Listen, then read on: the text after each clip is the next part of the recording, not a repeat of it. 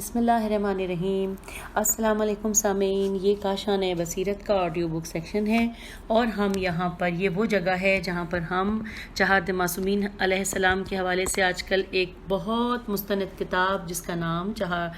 نقوش عصمت ہے وہ ہم مل کر پڑھ رہے ہیں، اور امید ہے کہ جس طرح مجھے اس سے انرجی مل رہی ہے اسی طرح آپ کو بھی انرجی مل رہی ہوگی، کیونکہ ہم ائمہ کے بارے میں بہت کچھ تاریخی حقائق سے آگاہ ہو رہے ہیں۔ تو ہم نے پچھلی آڈیو میں جو کہ 22 آڈیو تھی، ہم نے امام حسن مجتبیٰ علیہ السلام کے حوالے سے اور بہت کچھ جانا تھا، اور آئیے ہم آج 23 آڈیو میں اس سے آگے چلتے ہیں اور مزید جانتے ہیں کہ امام حسن علیہ السلام کے حوالے سے کیا کچھ آج ہم تک اس کتاب کے ذریعے پہنچے گا۔ اور اس کا آج جو میں پڑھنے جا رہی ہوں اس کا عنوان ہے امام حسن علیہ السلام بانی اسلام کی نگاہ میں۔ آئیے ہم اس کو پڑھتے ہیں۔ تاریخ کے جن مسلمات میں کسی شک و شبے کی گنجائش نہیں ہے، ان میں سے ایک عظمت آل محمد کا مسئلہ بھی ہے۔ ان کے منصب اور عہدے کا اقرار کیا جائے یا نہ کیا جائے، ان کی تعلیمات اور احکام کو تسلیم کیا جائے یا نہ کیا جائے، ان کے فرامین اور ارشادات پر عمل کیا جائے یا نہ کیا جائے، یہ بہرحال مسلم ہے کہ یہ حضرات ساری امت سے بالا تر درجے کے مالک تھے، اور مالک کائنات نے انہیں غیر معمولی فضائل و کمالات کا حامل بنایا تھا۔ ان کا آغاز طیب و طاہر تھا، ان کا انجام پاک و پاکیزہ تھا، ان کے کمالات شہرۂ آفاق تھے اور ان کے فضائل ناقابل انکار تھے۔ زمانے نے انہیں منصبدار مانا ہو یا نہ مانا ہو، ان کے فضائل کا اقرار ضرور کیا ہے، اور دشمن نے بھی انہیں قتل کیا ہے تو ان کے مناقب و کمالات کا اعتراف کرنے کے بعد، اور قاتلوں نے انعامات کے مطالبے میں یہ بات زور دے کر کہی ہے کہ کسی معمولی آدمی کو نہیں مارا ہے بلکہ ایک عظیم صاحب کمالات و کرامات کو قتل کیا ہے۔ عظمت آل محمد صلی اللہ علیہ وآلہ وسلم کا انکار در حقیقت ارشادات مرسل اعظم کا انکار ہے۔ عظمت آل محمد کا انکار روز روشن اور آفتاب نصف النہار کا انکار ہے، اور یہ کام شپرا چشم کے علاوہ کوئی نہیں کر سکتا۔ امام حسن علیہ السلام انہیں آل محمد کی ایک نمایاں فرد ہیں، جنہیں تطہیر کی منزل میں، مباہلے کے میدان میں، بازار میں دوش پیمبر پر، مسجد میں پشت رسول صلی اللہ علیہ وآلہ وسلم پر، ممبر پر آغوش رسالت میں بارہا دکھایا ہے، اور جن کی عظمت و جلالت کے اظہار میں سرکار رسالت صلی اللہ علیہ وآلہ وسلم نے کوئی دقیقہ فرد گزاشت نہیں کیا ہے، اور تاریخ نے دشمن کے بارے میں بھی جو روایت تیار کی ہے اس میں بھی فضیلت امام حسن علیہ السلام کا انکار ممکن نہیں ہو سکا ہے۔ سیرت امام حسن علیہ السلام کے خاکے کی مناسبت سے سرکار دو عالم کے چند اقوال اور اعمال کا تذکرہ کیا جا رہا ہے، جن سے امام حسن علیہ السلام کی عظمت و جلالت کا بھی اندازہ ہو جاتا ہے، اور یہ بھی واضح ہو جاتا ہے کہ امام حسن علیہ السلام سے دشمنی کرنے والا اور انہیں زہر دینے والا کسی قیمت پر مسلمان نہیں کہا جا سکتا۔ روایات علماء اسلام کی کتابوں میں محفوظ ہیں، اور ان کا تلاش کرنا کوئی مشکل کام نہیں ہے۔ روایات علماء اسلام کی کتابوں میں محفوظ ہیں اور ان کا تلاش کرنا کوئی مشکل کام نہیں ہے۔ یہ لائن میں دوبارہ پڑھ رہی ہوں۔ انسان جس کتاب کو بھی اٹھا کر دیکھ لے گا، امام حسن علیہ السلام کے فضائل کا ایک دفتر نظر آ جائے گا۔ یہاں ابتدا میں صرف ان روایات کا تذکرہ کیا جا رہا ہے جن میں سرکار دو عالم نے امام حسن علیہ السلام سے اپنی محبت کا اظہار کیا ہے، اور اس کے بعد ان روایات کا ذکر کیا جائے گا جن میں امام حسن علیہ السلام کی محبت کو اپنی محبت کا لازمہ قرار دیا ہے کہ اس کے بغیر پیغمبر کی محبت کا تصور بھی بے معنی اور کھوکھلا جو کہ رہ جاتا ہے۔ امام احمد بن جنبل نے اپنی مسند جلد 4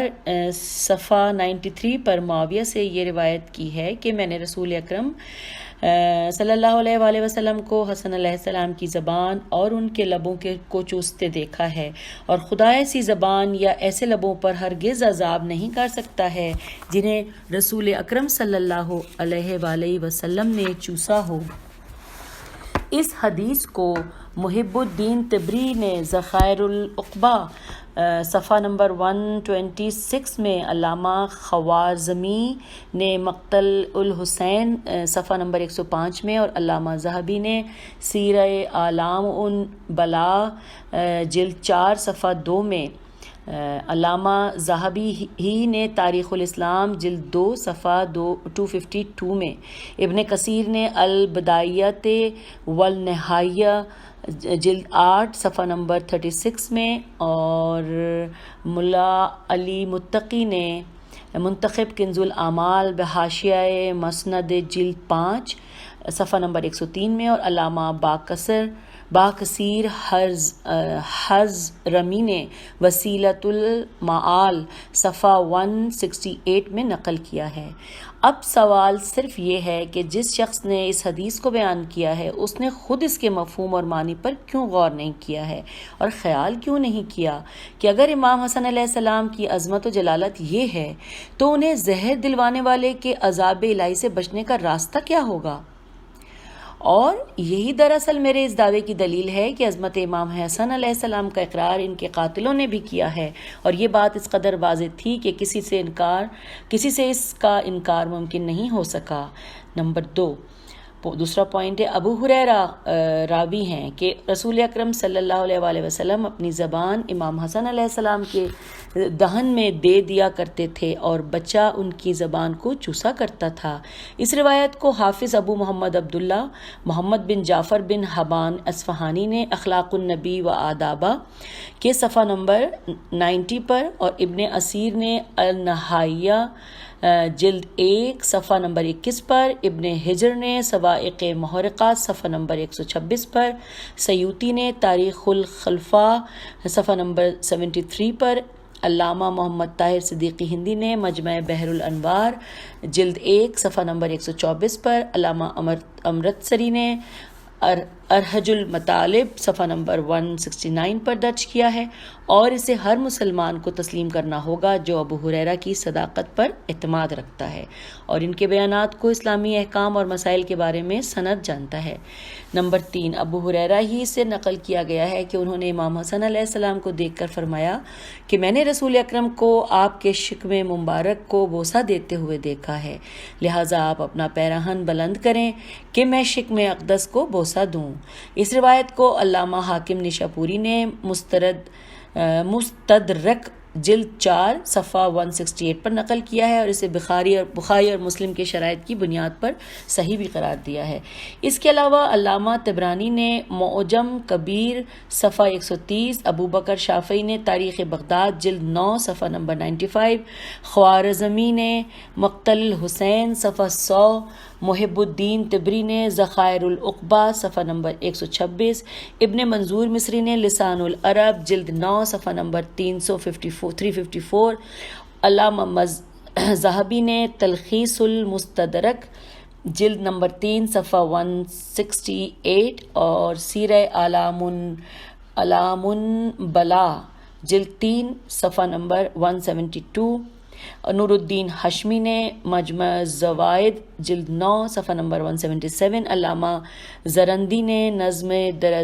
درد المستین صفحہ نمبر 200، ملا علی متقی نے منتخب الکنز الاعمال جلد 5 صفحہ نمبر 103، ابن کثیر نے البدایت و نہایت جلد 8 صفحہ نمبر 36، علامہ کاندھلوی نے حیات الصحابہ جلد 2 صفحہ نمبر 439 میں، علامہ شعرانی نے کشف الغمہ جلد 1 صفحہ نمبر 86، علامہ امرتسری نے ارحج المطالب صفحات نمبر 269، علامہ حضرمی نے وسیلۃ الاعمال صفحہ نمبر 168 پر نقل کیا ہے، اور یہ امام حسن علیہ السلام کی جلالت و عظمت اور سرکار دو عالم کی نگاہ میں ان کی محبوبیت کی بہترین دلیل ہے، جس کی تمنا بڑے بڑے صحابہ رسول صلی اللہ علیہ وآلہ وسلم کر رہے تھے۔ آئیے چوتھا پوائنٹ دیکھتے ہیں۔ عروہ بن زبیر نے اپنے والد کے حوالے سے نقل کیا ہے کہ رسول اکرم صلی اللہ علیہ وآلہ وسلم نے ایک مرد انصاری کے سامنے اپنے فرض فرزند حسن مشتبہ کو گلے لگا کر بوسہ دیا تو اس شخص انصاری نے کہا کہ میں نے تو آج تک اپنے فرزند کو اس طرح پیار نہیں کیا ہے۔ آپ نے فرمایا کہ اگر اللہ نے تیرے دل سے رحمت سلب کر لی ہے تو اس میں میرا کیا قصور ہے؟ آئیے دیکھتے ہیں اس روایت کو علامہ حاکم نشاپوری نے مستدرک میں صحیح قرار دیتے ہوئے درج کیا ہے کہ جلد 3 صفحہ 170 اور علامہ ذہبی نے تلخیص المستدرک جلد 3 صفحہ نمبر 170 میں بھی درج کیا ہے، جس سے اندازہ ہوتا ہے کہ سرکار دو عالم نے امام حسن علیہ السلام سے اظہار محبت کو رحمت للعالمین ہونے کا لازمہ قرار دیا ہے اور ایسے عمل پر ناگواری کا اظہار کرنے والے کے بے رحم قرار دیا ہے، جو عظمت امام حسن علیہ السلام کی بہترین دلیل ہے۔ اور 5واں پوائنٹ کی طرف چلتے ہیں۔ مقدام بن معادی کر معاویہ کے ہاں حاضر ہوا تو معاویہ نے خبر وفات حسن مشتبہ سنائی۔ مقدام کہتا ہے کہ کیا آپ اسے مصیبت سمجھتے ہیں؟ معاویہ نے جواب دیا کہ کیوں کر نہ سمجھوں، میں نے یہ منظر دیکھا ہے کہ رسول اکرم انہیں اپنی آغوش میں بٹھا کر فرماتے تھے کہ یہ مجھ سے ہے اور حسین علی سے ہے۔ اس روایت کو امام احمد بن جنبل نے مسند جلد 4 صفحہ 132 میں، علامہ گنجی شافعی نے کفاریت الطالب صفحہ نمبر 267 میں، محب الدین طبری نے ذخائر العقبہ صفحہ نمبر 133 میں، ابن ہجر نے سوائق محرقہ صفحہ نمبر 189 میں، علامہ طبرانی نے معجم کبیر صفحہ 133 میں، علامہ سیوطی نے الجامع الصغیر صفحہ 19 میں اور ملا علی متقی نے کنز الاعمال جلد 13 صفحہ نمبر 100 میں، علامہ مناوی نے کنوز الحقائق صفحہ نمبر 70 میں، علامہ بدخشی نے مفتاح الخجاز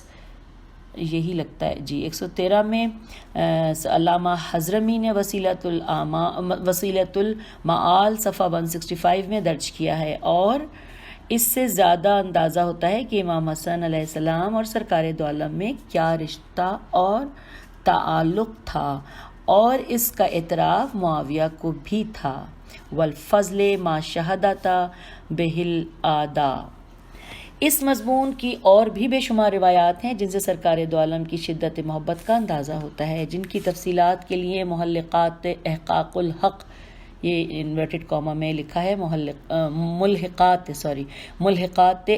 الحق مؤلفہ آیت اللہ المرعشی تاب سراہ کا مطالعہ کیا جا سکتا ہے۔ اس کے بعد ان روایات کا تذکرہ کیا جا رہا ہے جن میں سرکار دو عالم نے امام حسن علیہ السلام کی محبت کو اپنی محبت کا معیار اور لازمہ قرار دیا ہے۔ آئیے دیکھتے ہیں۔ پہلا پوائنٹ ہے، برائے راوی ہیں کہ رسول اکرم حسن علیہ السلام کو اپنے کاندھے پر بٹھائے ہوئے فرما رہے تھے کہ جسے مجھ سے محبت کرنا ہے وہ اس سے محبت کرے۔ اس روایت کو ابو داؤد نے اپنی مسند سعد صفحہ 99 میں، حافظ ابو عبداللہ بخاری نے اپنی صحیح جلد 5 صفحہ 26 میں اور الادب المفروس 33 میں، امام مسلم نے اپنی صحیح جلد 7 صفحہ 129 میں، علامہ ترمذی نے اپنی صحیح جلد 13 صفحہ 198 میں، احمد بن حنبل نے مسند جلد 4 اور صفحہ 292 میں، طبرانی نے معجم کبیر صفحہ نمبر 130 میں، ابو نعیم اصفہانی نے حلیت الاولیاء جلد 2 صفحہ نمبر 35 میں، خطیب بغدادی نے تاریخ بغداد جلد نمبر 1 صفحہ نمبر 139 میں، علامہ بہیقی نے سنن کبریٰ جلد 10 صفحہ نمبر 233 میں، علامہ بغوی نے مصابیح السنہ صفحہ نمبر 205 میں، ابن عساکر نے تاریخ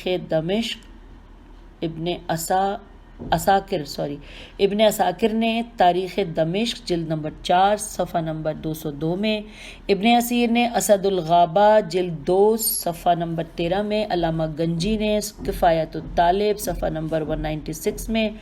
قاضی ایاز نے شفاج 2 صفحہ 21 میں، اس کو میں یہاں سے پڑھتی ہوں، قاضی ایاز نے شفا جلد 2 صفحہ 21 میں شیخ سلیمان قندوزی نے ینابع المودت صفحہ 179 میں، ابن جوزی نے تذکرہ صفحہ نمبر 202 میں، ذہبی نے تاریخ الاسلام جلد 2 صفحہ نمبر 217 میں، حضرمی نے وسیلۃ المعال صفحہ 167 میں، ابن کثیر نے البدایت والنہایہ جلد 8 صفحہ نمبر 34 میں، عینی نے عمدہ القاری جلد 6 صفحہ نمبر 242 میں، سیوطی نے تاریخ الخلفاء صفحہ نمبر 73 میں، قسطلانی نے ارشاد الساری جلد نمبر 6 صفحہ نمبر 160 میں، ابن حجر نے صواعق محرقہ صفحہ نمبر 135 میں، بدخشی نے مفتاح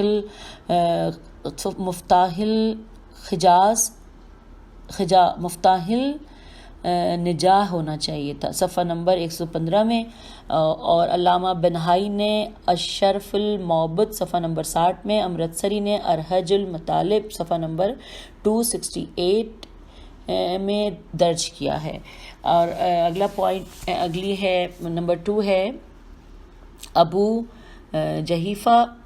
جحیفہ ہی ہونا چاہیے جی، ابو جحیفہ راوی ہے کہ رسول اکرم صلی اللہ علیہ وآلہ وسلم نے فرمایا ہے کہ میرا یہ فرزند سردار ہے، جو مجھ سے محبت کرے اسے اس سے محبت کرنا چاہیے، اور بریکٹ میں ابو نعیم اصفہانی کتاب اخبار الاسیحان جلد 1 صفحہ نمبر 291 لکھا ہے۔ تیسرا پوائنٹ کی طرف چلتے ہیں۔ حضرت علی کی روایت ہے کہ رسول اکرم صلی اللہ علیہ وآلہ وسلم نے فرمایا، جو مجھ سے محبت کرے اسے اس حسن سے محبت کرنا چاہیے۔ بریکٹ میں کتاب کا نام ہے منتخب الکنز الاعمال حاشیہ مسند 5 صفحہ نمبر 102۔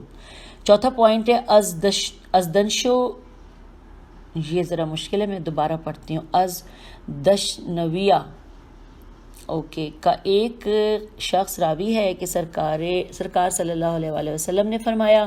کہ جو مجھ سے محبت کرے اسے اس سے محبت کرنا چاہیے۔ اب بریکٹ میں جو کتابوں کا نام ہے وہ میں پڑھ دیتی ہوں۔ تاریخ کبیر بخاری جلد 2 صفحہ 391، مسند احمد جلد 5 صفحہ 366، تاریخ ابن عساکر جلد 4 صفحہ نمبر 23، مستدرک جلد 3 صفحہ نمبر 173، اسد الغابہ جلد 5 صفحہ نمبر 347، مجمع الزوائد جلد 9 صفحہ نمبر 176، اصحابہ جلد 1 صفحہ نمبر 328، تاریخ الخلفاء صفحہ نمبر 37، کنز الاعمال جلد 16 صفحہ نمبر 261، اسعاف الراغبین صفحہ نمبر 197، اور یہاں بریکٹ ختم ہو گیا۔ پانچواں پوائنٹ ہے، انس بن مالک راوی ہیں کہ سرکار دو عالم صلی اللہ علیہ وآلہ وسلم نے فرمایا، جو اسے اذیت دے گا وہ مجھے اذیت دے گا، اور جو مجھے اذیت دینے والا ہے وہ خدا کو اذیت دینے والا ہے۔ یہ بریکٹ میں ان کی کتاب میں پڑھ رہی ہوں اس اسٹیٹمنٹ کی، مجمع الزوائد جلد 1 صفحہ نمبر 284، معاجم کبیر طبرانی 132، منتخب کنز الاعمال حاشیہ مسند جلد 5 صفحہ نمبر 102، مفتاح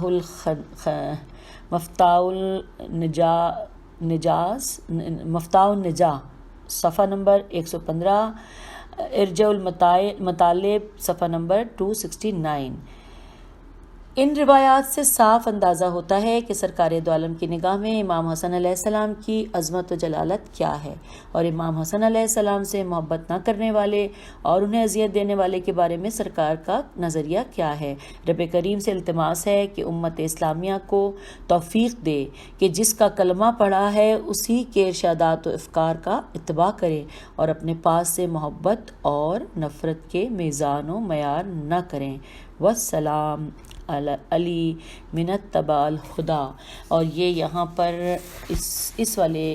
ہیڈنگ جو ہم پڑھ رہے تھے اس کا اختتام ہوا۔ اس سے آگے چلیے پڑھتے ہیں، اور اس میں ہے صلح امام حسن علیہ السلام، محرکات اور مضمرات۔ سامعین، میں یہ بتاتی چلوں کہ یہ سوال اکثر، کیونکہ ہمارا رابطہ بچوں کے ساتھ ہوتا ہے، بچے اکثر یہ سوال کرتے ہیں کہ امام حسین علیہ السلام نے جنگ کی تھی تو امام حسن علیہ السلام نے صلح کیوں کی تھی؟ یہ اتنا بڑا سوال ہے، اور اس کی ایک بہت بڑی تاریخی اس کی اہمیت اہمیت ہے، اور آپ لوگ بہت خوش نصیب ہیں کہ اتنی مستند کتاب کو ہم مل کر ہم پڑھ رہے ہیں، اور ہم ان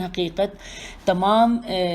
حقیقت سے اس سے ہم آشنا ہو جائیں گے۔ اور یقیناً جو تحقیق ہوتی ہے وہ ایک کتاب سے نہیں ہوا کرتی، آپ بہت ساری کتابیں اور سن رہے ہیں، اور ہم اس کی یقیناً تحقیق کر رہے ہیں، اور انشاءاللہ آگے بھی کریں گے۔ لیکن یہ ٹاپک جو ہے وہ اکثر بچوں کے سوال اس معاملے میں آتے ہیں۔ آئیے ہم اس کتاب میں جو اس حوالے سے ہمارے پاس انفارمیشن علم آئے گا، ہم اس سے مستفید ہوتے ہیں۔ جی بسم اللہ الرحمن الرحیم۔ صلح امام علیہ السلام، محرکات اور مضمرات۔ امام حسن مجتبیٰ علیہ السلام کی زندگی میں باطل کے پروپیگنڈے کی نقاب کشائی کے اعتبار سے مسئلہ تعداد ازواج اور حقائق فہمی کے اعتبار سے مسئلہ صلح بے حد اہمیت رکھتا ہے۔ مسئلہ تعداد ازواج پر مسلسل بحثوں کے بعد مسئلہ صلح پر قدر تفصیلی بحث کی ضرورت ہے۔ تمہیدی طور پر یہ بات نظر انداز نہیں ہونی چاہیے کہ امام حسن علیہ السلام کا کردار ان دونوں مسائل میں بالکل رسول اکرم صلی اللہ علیہ وآلہ وسلم کا کردار ہے کہ آپ کے بارے میں بھی انہی دو طرح کے مسائل کو حربہ بنایا گیا ہے، اور کبھی دشمن نے مسئلہ تعداد ازواج کو ہوس رانی کا مورد الزام ٹھہرایا، اور کبھی بظاہر دوستوں نے مسئلہ صلح کو نبوت میں تشکیک کا ذریعہ قرار دیا ہے، اور اسی طرح نانا اور نواسے کا اتحاد قہری طور پر منظر عام پر آ گیا ہے، چاہے دشمن اس امر کا اقرار نہ کرنا چاہے۔ صلح امام حسن علیہ السلام کے محرکات پر نظر ڈالنے کے لیے اس پس منظر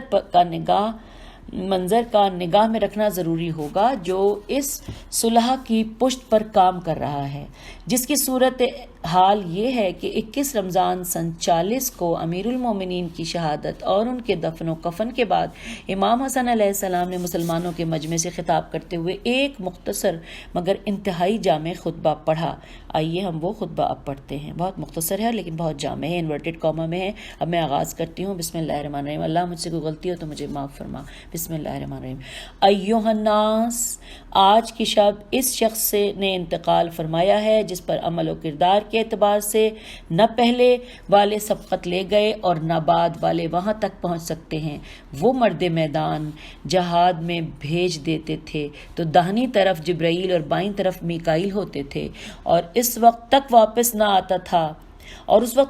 آتا تھا جب تک دونوں ہاتھوں پر فتح حاصل نہ کر لے۔ ان کا انتقال اس رات میں ہوا ہے جس رات عیسیٰ بن مریم کو آسمان پر اٹھایا گیا ہے اور یوشع بن نون کا انتقال ہوا ہے۔ انہوں نے ترکے میں نہ درہم چھوڑے ہیں اور نہ دنیا، صرف 700 درہم عطایا سے باقی رہ گئے تھے جس سے ایک خادم خریدنے کا ارادہ تھا اور وہ نہ ہو سکا۔ ایھا الناس، جو مجھے پہچانتا ہے وہ پہچانا ہے، اور جو نہیں پہچانتا ہے وہ پہچان لے کہ میں حسن ابن علی ہوں، فرزند رسول اکرم صلی اللہ علیہ وآلہ وسلم، فرزند وصی رسول صلی اللہ علیہ وآلہ وسلم، فرزند بشیر و نذیر، اور اس کا فرزند ہوں جو خدا کی طرف دعوت دینے والا اور سراج منیر تھا۔ میرا شمار ان اہل بیت میں ہوتا ہے جن سے خدا نے ہر رجس کو دور رکھا ہے اور انہیں مکمل طہارت عنایت فرمائی ہے، اور ان کی محبت کو اجر رسالت قرار دیا ہے۔ نیکی ہم اہل بیت کی محبت کا نام ہے۔ اور یہاں پہ یہ خطبہ انورٹڈ کاما کے ساتھ ختم ہوا۔ آگے چلتے ہیں۔ اس خطبے کا تمام ہونا تھا کہ قیس ابن سعد نے عرض کی کہ حضور صلی اللہ علیہ وآلہ وسلم ہاتھ بڑھائیں، ہم کتاب خدا، سنت رسول اور دشمنوں سے جنگ کے نام پر آپ کی بیعت کرنا چاہتے ہیں۔ آپ نے فرمایا کہ بس کتاب خدا اور سنت رسول صلی اللہ علیہ وآلہ وسلم، باقی چیزیں اسی میں شامل ہیں، اور الگ سے کسی شرط کے اضافے کی ضرورت نہیں ہے کہ یہ کتاب و سنت کے ناقص ہونے کی علامت بن جائے۔ جب تم میری اطاعت کے لیے بیعت کر لو گے تو تمہیں میرے دشمن سے جنگ کرنا ہوگی، اور میں جس سے صلح کروں گا اس سے صلح کرنا ہوگی۔ بیعت تمام ہوئی۔ 40,000 افراد نے امام حسن علیہ السلام کے ہاتھ پر بیعت کی، اور آپ امامت واقعی کے علاوہ خلافت ظاہری کے بھی مالک ہو گئے۔ لیکن ادھر معاویہ جو جنگ صفین ہی میں اپنی بغاوت کا اعلان کر چکا تھا اور قضیہ تحکیم میں اپنی دانست میں خلافت اسلامیہ بھی کر چکا تھا، اور اپنی مکمل حکومت کی راہ ہموار کرنے کے لیے ابن ملجم کے ذریعے حضرت علی علیہ السلام کو شہید کرا چکا تھا، اسے اس امر کی اطلاع ملی کہ عراق کی حکومت پھر اولاد علی کی طرف جا رہی ہے، تو فوراً ریشہ دوانیاں شروع کر دیں اور کوفے پر حملہ کرنے کے لیے 60,000 کا لشکر لے کر روانہ ہو گیا، اور امام حسن علیہ السلام نے قیس بن سعد کی سرکردگی میں 12,000 کا لشکر معاویہ کی پیش قدمی کو روکنے کے لیے روانہ کر دیا۔ معاویہ نے اپنی فطری مکاری سے کام لے کر قیس اور امام حسن علیہ السلام دونوں کے لشکر میں یہ خبر عام کر دی کہ معاویہ سے صلح ہو گئی ہے اور اب جنگ بلا سبب ہو گئی ہے۔ قیس کے لشکر میں خبر نشر ہوئی کہ امام حسن نے صلح کر لی ہے اور قیس بلا سبب لڑ رہے ہیں، اور امام حسن کے کیمپ میں یہ خبر نشر ہوئی کہ قیس نے صلح کر لی ہے اور امام حسن علیہ السلام بلا سبب جنگ کرنا چاہتے ہیں، اور اس طرح لشکر میں پھوٹ پڑ گئی، اور تحکیم کے موقع پر حضرت علی علیہ السلام کو دین سے خارج کہنے والوں نے امام حسن علیہ السلام پر بھی دین سے منحرف ہونے کا الزام لگا دیا، اور آخری نتیجہ ہوا کہ امام حسن علیہ السلام کے قدموں تلے سے مسلح تک کھینچ لیا گیا اور آپ کو بے حد اذیت دی گئی، اور جب آپ مدائن جانے لگے تو آپ کو زخمی بھی کر دیا گیا کہ آپ کو تادیر زیر علاج رہنا پڑا۔ اب امام حسن علیہ السلام کے حالات اس موڑ پر تھے کہ اب یہ پوائنٹ وائز یہاں کتاب میں سمجھایا ہے، تو آئیے ہم پوائنٹ وائز ہی سمجھتے ہیں کہ اب امام حسن علیہ السلام کے حالات اس موڑ پر تھے کہ نمبر 1، امیر المومنین کی شہادت کے بعد معاویہ کی ہمتیں بڑھ گئیں، اسے تحکیم کو مستحکم کرنے کو موقع مل گیا اور مسلمانوں کو بھی مال و دولت کی طرف جانے کا راستہ مل گیا۔ 2، امام حسن علیہ السلام کے لشکر میں شدید اختلاف پیدا ہو گیا، لوگ مسلسل جنگوں سے عاجز آ گئے، مال غنیمت کی امیدیں ختم ہو گئیں، معاویہ نے رشوت دے کر سرداران لشکر کو بھی خرید لیا، اور عبید اللہ بن عباس جیسے لوگوں نے بھی خیانت شروع کر دی، اور سارے سردار 50,000 میں بکے تو یہ 1,00,000 میں بک گئے۔ 3، دشمن کی طاقت بھی مادی اور مانوی دونوں طرح سے اضافہ ہو گیا، مادی اعتبار سے افراد بڑھے، اموال کی فراوانی ہوئی، اور مانوی اعتبار سے سب اپنے حاکم کی اطاعت پر کمر بستہ ہو گئے اور ہر حال میں اس کی فرما برداری پر تیار ہو گئے، چاہے وہ اونٹ کو اونٹنی ہی کیوں نہ کہے اور باطل کسی قدر نمایاں کیوں نہ ہو جائے۔ 4،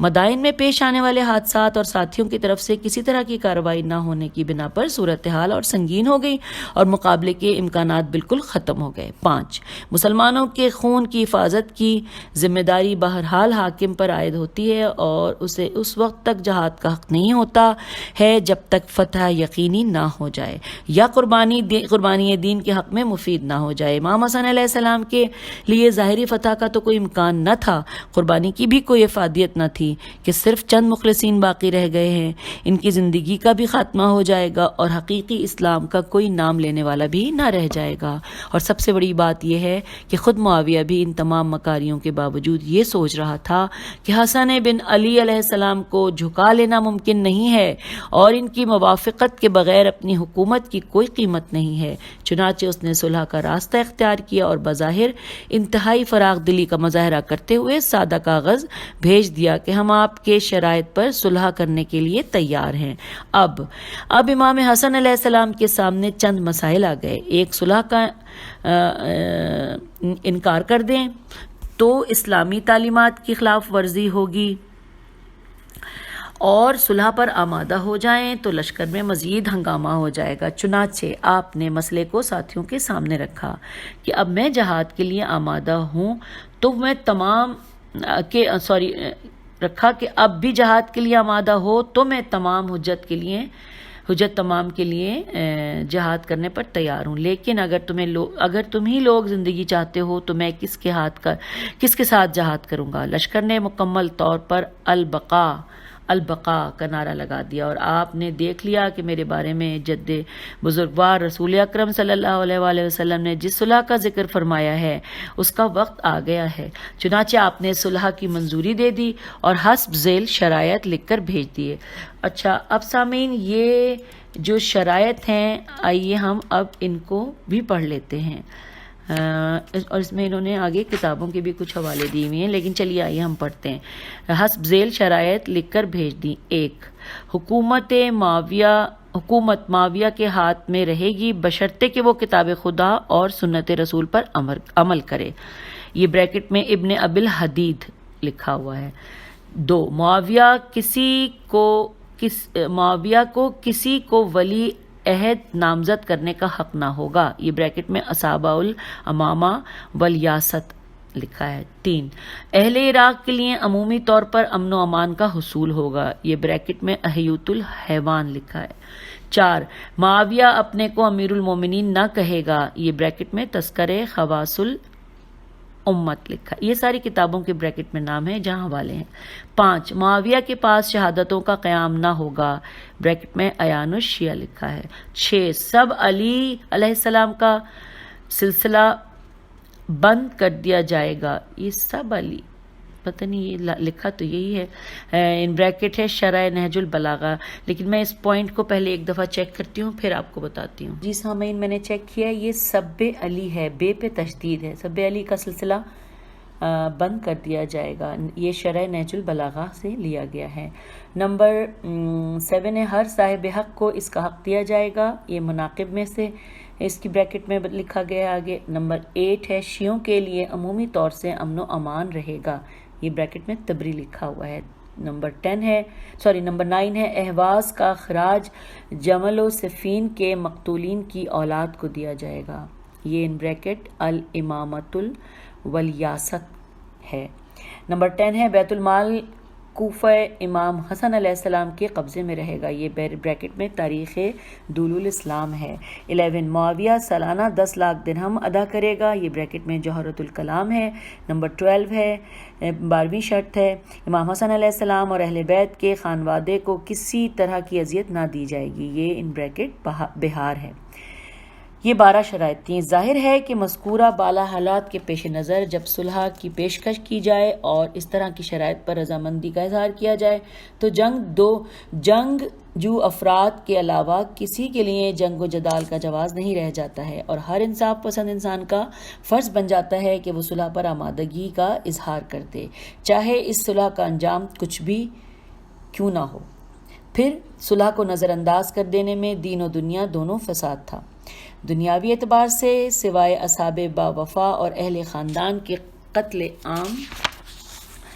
کے اور کچھ ہاتھ نہ آیا، اور دینی اعتبار سے ہر خون کا جواب دہ بھی ہونا پڑتا کہ حالات کی مساعدت کے بغیر جنگ کا اعلان کر دینا خودکشی یا خون ریزی کو دعوت دینے کے علاوہ کچھ نہیں تھا۔ ایسے حالات میں صلح اور سکوت کی مثالیں رسول اکرم صلی اللہ علیہ وآلہ وسلم کی حیات میں بھی موجود تھیں، اور مولا کائنات کی حیات میں بھی، بلکہ رسول اکرم صلی اللہ علیہ وآلہ وسلم نے تو بظاہر کفار کی شرطوں کو تسلیم کر کے صلح کی تھی، جس پر حضرت عمر نے اپنے غیظ و غضب کا بھی اظہار کیا تھا اور آپ کی رسالت کو مشکوک بنا دیا تھا، لہٰذا امام حسن علیہ السلام نے صلح کی منظوری دے دی۔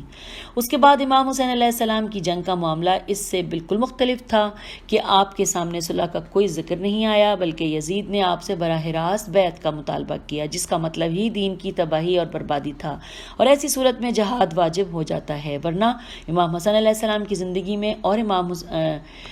حسن کی شہادت کے بعد بھی دونوں طرح کے حالات اور میں امام حسین علیہ السلام نے معاویہ کے مقابلے میں صلح حسن کا مکمل لحاظ رکھا اور کسی طرح کے جہاد کا اعلان نہیں کیا، جس کا کھلا ہوا مطلب یہ ہے کہ صلح و جنگ ایک طرح کے عمل ہیں جو باطل کے طرز عمل کے مقابلے میں سامنے آتے ہیں۔ باطل صلح کی پیشکش کرتا ہے تو صلح کر لی جاتی ہے، اور باطل بیعت کا مطالبہ کرتا ہے تو جان قربان کر دی جاتی ہے۔ سامعین، یہاں تک ہم اس آڈیو کو روک لیتے ہیں، کیونکہ اس سے آگے جو ٹاپک ہے وہ مضمرات صلح ہے، یہ بھی بہت اہم ہے، اس کو بھی ہم تسلی سے پڑھتے ہیں۔ آئیے اگلی آڈیو کی طرف ہم چلیں گے، اور یہاں سے ہم اجازت چاہتے ہیں، انشاءاللہ ہم اگلی آڈیو میں ملتے ہیں۔ خدا حافظ، فی امان اللہ۔